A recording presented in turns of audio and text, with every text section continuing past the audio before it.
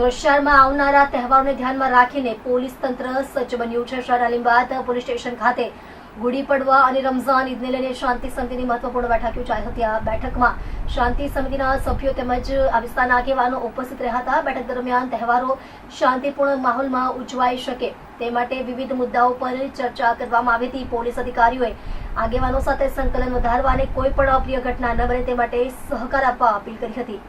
આ વિસ્તારમાં કાયદો અને વ્યવસ્થા જળવાઈ રહે તેમજ સૌહાર્દપૂર્ણ વાતાવરણમાં તહેવારોની ઉજવણી થાય તે માટે ખાસ માર્ગદર્શન આપવામાં આવ્યું હતું। પોલીસ દ્વારા નાગરિકોને શાંતિ જાળવવા અને અફવાઓથી દૂર રહેવા અનુરોધ કરવામાં આવ્યો છે।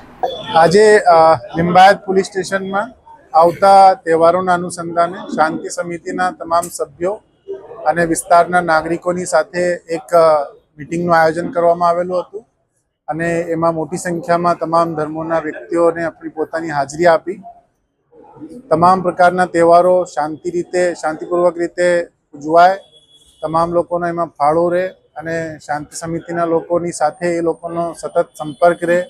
એવી કોઈ પણ બાબત હોય જે કોમી એકતાને ભંગ કરતી હોય એવી સૂચના મળે તો તાત્કાલિક અમને સંપર્ક કરવા પણ સમજ કરવામાં આવી અને સાથે સાથે આવતા દિવસોમાં આ જનસંપર્ક છે વધુ સઘન બનાવવું આવા પણ અમારા પ્રયાસો જે અમે હાથ ધરવાના છીએ એવી પણ સૂચના આપવામાં આવી। સાથે સાથે એક અપીલ પણ કરવામાં આવી તમામ જનતાને કે એવી કોઈ પણ ખોટી અફવા એમના ધ્યાને આવે તો તાત્કાલિક પોલીસને ધ્યાને મૂકી અને યોગ્ય કાર્યવાહી કરવા માટે અમને જણાવવાનું। તમામ લોકોનો સાથ સહકાર ની અમને ખાતરી આપેલી છે અને આ પ્રમાણેનું આજે એક આયોજન થયું હતું શાંતિ સમિતિનું અને લોકોનો ખરેખર બહુ સકારાત્મક વલણ જોવા મળ્યું।